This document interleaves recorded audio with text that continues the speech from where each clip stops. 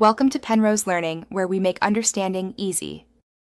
You start by confirming prerequisites. You have client credentials and your app uses OAuth.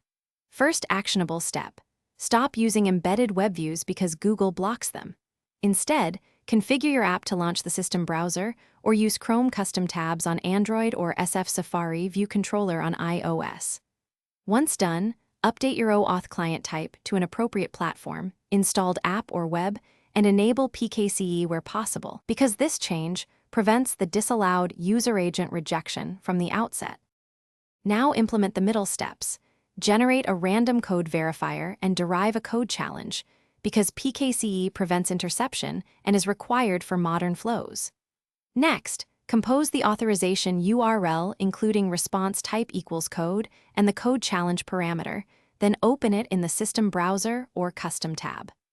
Once the user consents and the browser redirects, capture the authorization code via your app's registered redirect URI or a local loopback server. Then exchange the code. Finish by exchanging the authorization code for tokens using a secure post that includes the code verifier. Once you receive tokens, store refresh tokens securely and refresh access as needed. If you still see disallowed user agent, make sure the request came from the system browser or supported in-app browser. Verify your OAuth client type and redirect configuration. For a single troubleshooting tip, capture the failed request headers and the error JSON. If the user agent indicates a web view, revert to launching the system browser and rerun the flow.